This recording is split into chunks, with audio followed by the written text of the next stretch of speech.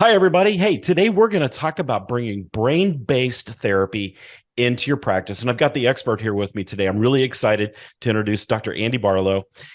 Doc, how are you today? I'm doing well. Michael, how are you today? I'm fantastic. So I want to welcome everybody to the KC CHIROpulse podcast. I'm super excited to have Andy Barlow here with us today. He's doing some amazing things out in the profession, and I'm excited to have you here because Well, as well, we were talking a little bit before we opened up the podcast, I just want to hear more about what you're doing with the Barlow Brain and Body Institute. okay. All right. Well, thank you. The first thing, the easiest thing to do is behind me. I have my two number one best-selling books, License to Heal, with actually my very first book. And if anyone would like to know more about that, they can go to license2healbook.com, and then also Highway to Health and highwaytohealthbook.com. So those are the two number one best-selling books that I have, and it kind of gives my patients, it's written for patients, and it gives them an idea on what we're doing with brain-based therapy. So with our brain-based therapy program that we have in our clinic, we see patients with Parkinsonism, we see patients with early onset Alzheimer's, and as long as, and we just strictly go by the scientific research, and that if the way we do it in our clinic, if somebody has stage one, two, three, or four out of the seven stages, we do accept them for care. If they're in stage five, six, or seven, unfortunately, their brain degeneration has gotten to the point to where they just cannot recover from that. So I started out in practice. I've been in practice 21 years, and I started out charging per visit, like I think most in the profession probably do. And after about 3 years, I went to the Carrick Institute, and there Yep. for 6 years. No, Uh, Dr. Carrick. Well. yeah, got my diplomate and fellowship, and I started seeing more complex neurological disorders.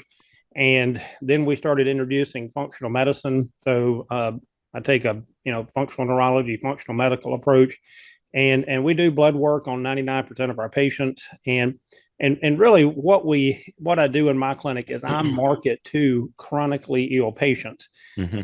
Anyone listening here, the research does show now that actually anybody that's age 35 or older that comes into your clinic, you actually need to do a neurological exam on them from a brain-based therapy standpoint. So let's say, for example, I just say peripheral neuropathy. It doesn't matter, Mm-hmm. knee pain, balance disorder, similar commercial that I'm giving on TV, and somebody sees it. Well, when they come in, there's a during the neurological exam, I actually ask the patient, "Tell me, Miss Smith, about your focus, your attention, and your concentration."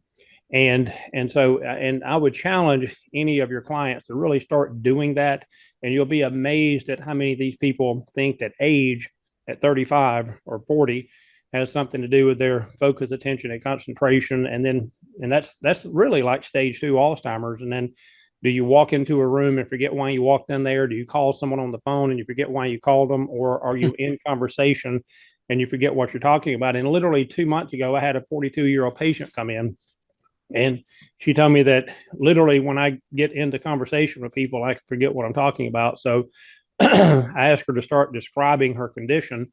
And then she gets into it and she goes, "See, I can't even remember what I was talking about." That's at Wow. age 42. Okay. Wow. So and so this, and see, that stage, by the time you get to that stage three Alzheimer's. And then when these things happen on a daily basis, like you walk into a room and forget why you walked in there, you call someone on the phone, you forget why you called them, and then you get into conversation, forget what you're talking about, and this is a daily occurrence. Now we're in stage four, and that's really the cutoff. Now, here's the key thing too: is all of these brain-based disorders have a gut-based connection with the vagus nerve. Mm-hmm. So, and see, in our clinic, what makes us unique, and with the Barlow Brain and Body Institute, we train doctors on how to do a head-to-toe neurological exam, how to fix the gut, and then how to do the correct metabolic test to find out what's wrong with these people. And I use this when I give my outside seminars to prospects or patients in the community. I'll say, grab your cell phone, and I'll say, what's the likelihood of me, Mr. Smith, grabbing your cell phone and unlocking this phone without knowing the code? And of course, the number is likely impossible. Okay. And this is only 6 digits. And see, with people who have Alzheimer's disease, they actually have about 39 of these codes. So see, it's highly unlikely I'm going to be able to unlock 6 of these. But see, if we do the right neurological exam and we do the right metabolic testing, we can find out what the code is for that patient to unlock them. And that code is unique to them. So just like my phone is unique to me. So if Dr. Michael, if I grabbed your cell phone, the likelihood I could use the same code to unlock your phone would be probably abysmal at best. So unless you just held it up to my face. Yeah, absolutely. Yeah, that's right. That's right. So, and I think what makes, doing functional neurology and functional medicine so fun, if you will, is because every person, just like this phone, every person has their unique code that we have to unlock. And when you do that, you just literally can sit back and just watch these people heal. And we do chiropractic care in our clinic as well. But it's funny how we are in chiropractic. It's like, well, the medical doctors are giving medicine to everybody. Well, could be true. But see, the thing is, from a chiropractic standpoint, most chiropractors are just adjusting everybody and they don't do anything else. And there is a service to that. But what I'm availing people to is there's an entire part of a section of chiropractic that most people are completely unaware of. It. I hate to keep using the cell phone, but I'll use this for an example. It's like I'm just going to buy this cell phone, and all I'm going to use it for is just calling people. Well, you got apps on this thing. You can get on the internet. It's a computer. Zoom meeting. So see what we've done in chiropractic by just keeping it to a subluxation based adjustment. We are, in my opinion, we're not taking our profession to the level it can be taken to. And I have worked my rear end off to be able to get doctors to understand that, look, if you're just, people coming in and you're doing nothing more than adjustment, and I know in chiropractic, that's almost blasphemy. And I understand that. But whenever we start fixing a person's leaky gut and we actually start addressing their frontal lobe or their parietal lobe or their temporal lobe or their limbic system or their basal ganglion, and actually start helping people with these movement disorders like early onset Parkinsonism, that's where our profession is going to expand, and people are going to look at us and go, wow, these guys are really doctors. And we've done it a certain way since 1895. And then look at where our profession is. At best, most people, if they were doing a cash practice, at best, I would say it's $75 a visit, I would think. I don't deal with cash. I do case fees, and I'll tell you, my case fees range from $9,961 up to $33,000. And I literally have people that pay that. Right. So, sometimes that takes a chiropractor to back. But again, please don't, I tell chiropractors all the time when I give seminars, don't put your world in my world. It's sure. Again, I hate to keep picking on this cell phone, but it would be like comparing this cell phone to a rotary dial phone. They're two different animals, if you will, or devices. So there's really a whole brave new world out there, and you're kind of I'm going to call you the Christopher Columbus of chiropractic, because the world is not flat any longer. And I appreciate you telling me that, but I promise you, and I know it's cliche, but man, I stand on the shoulders of giants, and I'm just going to name a few of them if you don't mind. Absolutely. Eric Institute, Brandon Brock, Matisse Karazian. These guys are groundbreakers in our profession, and all I've done is really, if God gave me a gift, the gift was to be able to take academia and then take it to the street and monetize it, because that's what I've been able to do is take these complex neurological issues, and that we go to school and we get our degree in, and I get my diplomate, my fellowship in, and then take that to the streets and communicate it and monetize it to where it's worth my time to learn this information, because I know that I'm going to be reciprocated by changing this person's life and get a financial reward from that. And we all know it's not all about the money, but let's get for real. It's about the money. No, we are for-profit businesses for sure. And, And, here's one of the things I love about what you're talking about. our profession is so dynamic. We've got everything from the general practitioner, if you will, that does the traditional chiropractic interventions, all the way through to what you're doing, which is groundbreaking things, really helping people who have tried everything. Right. And everything's failed because that code, as you put it, hasn't been unlocked yet. Right. And we've got so many variations in between. And today, there's so many of us in the profession that are looking for those unique new therapies, those unique new ways to position themselves into more of a niche type industry where they can help patients unlock more of their health. Yeah. So I love what you're doing. And well, thank you. And then again, I think one of the things, Dr. Michael, is that when a patient comes into a doctor's clinic, whether it's a medical doctor or a chiropractor's clinic, we already have a preconceived idea as to what we're going to do to them, and it's, adjustments or whatever. And see, in my clinic, when a patient comes in, it is truly a blank sheet of paper. I mean, when I do the neurological exam, they fill out the paperwork. And then because, see, I do a head to toe neurological exam and I have no preconceived ideas as to what I'm going to do before I ever go in and see this patient. Sure. And then also, I typically, I refer typically either none or up to, 6 patients out a month, because I mean, literally, so when you play at this level, and I do ask doctors a lot of times when I go to teach my seminars, when's the last time you referred a patient out because they were too far gone? And see, I only accept people that I can help. And if, like, I had a guy that came in the other day, he was 52 years old, he was in crutches and he had hip problems and looked like his hip was just fused in the joint. And I said, well, there's nothing I can do for you. And then also, if a patient is in stage 5 Alzheimer's, I don't take them for care. And I have to tell their children that, look, I'm sorry, but your mom is just too far gone. And you have to be the doctor that can do that. And I tell patients all the time, if I could help you, I would refer you out and I would not accept you for care. And my staff can actually tell you the same. And there's just something I think that happens to a doctor when he realizes I'm not here to serve everybody, because some people have gone too far and there's just nothing we can do for them. I preach that all the time. And so we have to know, okay, who can we help, and then who do we have to turn loose? And I don't like having to do it, but that's my job as a doctor. And then see, by living at that standard, if I see, like, for example, I had a patient come in with his symptom that he came in with was peripheral neuropathy. And one of the first symptoms of Parkinsonism is actually, the first abnormal movement disorder is your gut, like constipation. And I know not everybody, if they're listening, know just because you may have had constipation today or tomorrow, for 2 days in a row, doesn't mean you're going to get Parkinson's. It means everybody's self-diagnosing right now. Yeah, if it's chronic.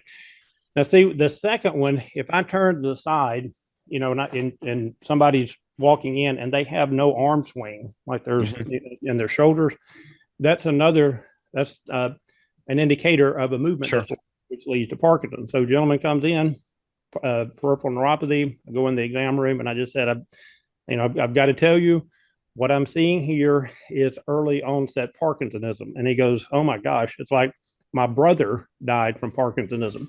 So see, if he came into the clinic and all I knew how to do was treat peripheral neuropathy and then give them, some electrical stimulation and some lasers, yeah, I would have served him at some level, but I never would have been able to serve him at the level of preventing him from having Parkinson's disease. And we totally changed that man's life. And so again, I think a lot of times doctors go in with a preconceived idea about this is what I need to do, instead of doing an exam and actually listening to the patient. Right. And one of the things that I do in my exam that would benefit doctors if they actually do it is, when we get to the OPQRST, ask the patient on a scale of 1 to 10, how bad is your knee pain or whatever it is, balance disorder, whatever, Parkinson's, I don't care what it is, and let them give you an actual number. And then ask them, what number do I need to get this to for you to be happy with the results in the clinic? Okay. And you'll be really amazed, because most of these people have been so severely, metaphorically speaking, beat up that they may come in as an 8 or a 9 or a 7 or an 8. And they're like, if you can just get me to a 3 or 4, I'd be happy. So see, we think it's chiropractic that, we got to knock this thing out of the park, or everybody, or I'm a total loser. And the point is, the patients aren't even expecting that because they've been beat up so badly that they don't even expect to get to that point. Now, you will have some people that will say, yes, I want to get all the way to a 1. So here's a segue. On a scale of 1 to 10, how bad is your problem? Let's just say they say an 8. What number do I need to get this to for you to be happy with the results in here? 3 or 4. And if there were a way I could get you as close to a 1 as possible, would you want to know about that? So see, that allows them to open the door to say yes, that I want, basically that allows me to do a head to toe neurological exam and then offer them my best recommendation. And with 99% of my patients, my best recommendation is going to be a full neurological exam, full metabolic care, and we do about 11 different blood tests, because see, what we can do with these blood tests is we can actually tell if a person is on the way to Parkinson's, Alzheimer's, dementia, and we can actually prevent or slow that down decades before it ever happens. That's awesome. And so that's where, I would like to see, well, let's just say that's where I am in the profession. And then with the Barlow Brain and Body Institute, I have my own seminars that I give, and we start out slow.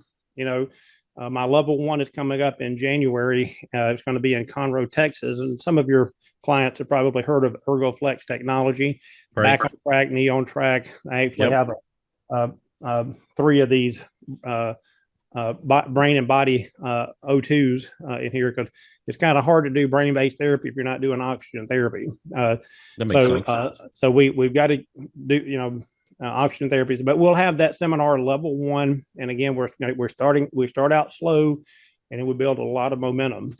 And so that's where I am. And all I do in my seminars is I just teach doctors how I do it in my clinic.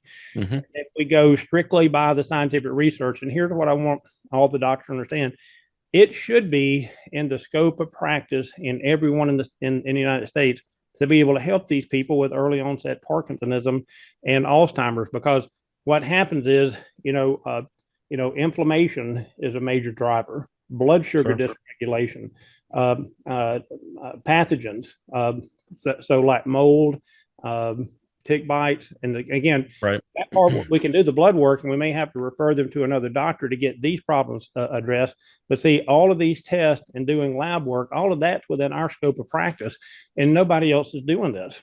And then we get the lab results back. We have to know how to decode that as well. And I can help doctors do that as they progress through their learning curve.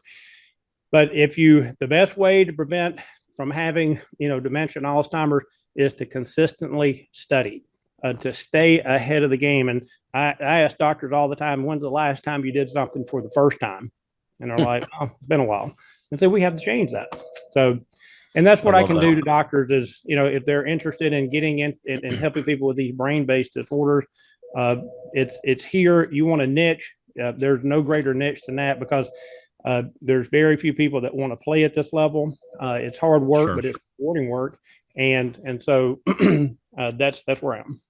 Well, and you've got some classes coming up. And by the way, if anybody wants to check out what Dr. Andy's doing, it's barlowbrainandbody.com. Go to his website. All of his classes are listed there. I love the fact that you say on there that you get up at 4:30 every day and study. Yes. I do the same thing. So we're kindred spirits there. There you go. But if you want to learn more about what Dr. Barlow's doing, this is some important work. And there's 2 thoughts here. Number one, if this is not something to add to your clinic, perfectly acceptable. But understand that when you hear about what other doctors are doing in the profession, it opens up our chances and opportunities for collaborative care. So, and Andy, you mentioned a minute ago, how often do we refer people out and where do we refer them to? It's usually not. We usually don't refer to each other because we don't always know what each other does. So this is a great opportunity to learn what the rest of the profession is doing on a level that is high and above what, the traditional chiropractic clinic is doing.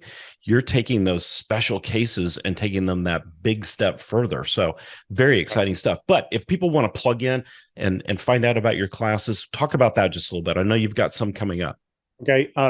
I do have an online Alzheimer's, early onset Alzheimer's seminar that I'm giving, so they can go to Barlow Brain and Body Institute and actually do a, if you will, a home course on that. It's not available as of yet, but over the next week, I'll actually have that available. And then my level one starts, our module one actually starts in January. And then we just start through step by step and how we transition a doctor from, a per visit fee into case fees, how to actually start to market to these conditions. Because again, I'll only market to chronically ill patients. If somebody calls my clinic and said they have an acute problem, we just send them to another chiropractor, because it's like I tell patients, if they happen to squeak through my reception and come in here, I just tell them, I'm like, look, I'm just overqualified for what you have. Sure. The last time a chiropractor actually told a patient, I'm referring you to another chiropractor because I'm overqualified because of my fee structure. If I accept you for care, my bottom fee structure is $9,961, and then you don't want that type of care. And just be honest with the patient and see, tell them I'm overqualified, but we're not going to just throw you out to the wolves. We're going to send you to another chiropractor in town. And then if he doesn't or she doesn't get the results, then you can come back in. But again, that doesn't happen a lot because I do market to chronically ill people, and my staff is very, very good at sending people to another chiropractor before they ever make it in this door, if it's an acute problem. You're in what we call a high-end niche. Yeah. So, well, Dr. Andy, go ahead. Well, I just think too that, in our profession, it's like we're just begging for patients to come in, and we're just like, oh my gosh, this person has to do care, and it's like we're just running around getting patients. And I'm actually sending patients to other people because, again, people know, and I'll give you an example. One of my patients was talking to one of their patients, and they said, well, I'm going to tell you, before you go in there, he's expensive. And I told the patient, I said, that is the greatest compliment any patient could tell anybody else. Because what do you want to be? You want to be the guy that's like, go in because he eats your deductible, and go in because he'll waive your copay, or go in and see a man because he is cheap. He's the cheapest guy in town. Right. And I'm the most expensive guy. I don't know anybody that's doing the case fees that I'm doing, but I don't know many doctors that seeing the level of patient that I'm seeing with early onset Parkinsonism and Alzheimer's as well. In my clinic, we were always accused of being expensive too, and I never changed it, and everybody came to us. So I totally get that. Yeah, it's the greatest compliment somebody could give. It is. It totally is. So, Dr. Andy Barlow, thank you so much for joining us today. I really appreciate it. We could sit here and talk for hours about this. But hey, I want everybody to know that today's podcast and our future podcasts are sponsored by Barlow Brain and Body Institute. And so they're helping doctors out there learn functional neurology without all the complicated stuff. So if you're looking to add brain-based therapies to your practice, like Dr. Andy's talking about, you're going to want to check out barlowbrainandbody.com for upcoming training programs, resources, seminars, and so much more. So that's barlowbrainandbody.com. And if you haven't done so yet, go to katzconsultants.com and find out how we're helping doctors become better entrepreneurs as well. Dr. Andy, thank you so much for being here today. Thank you. I really can't thank you enough. And so everybody out there, go check it out. Check out Katz Consultants, check out barlowbrainandbody.com, and let's take this profession to the next level as much as we can. Absolutely. All right, Dr. Andy, thanks again. Thank you. Everybody out there, thanks for listening. We'll see you next time.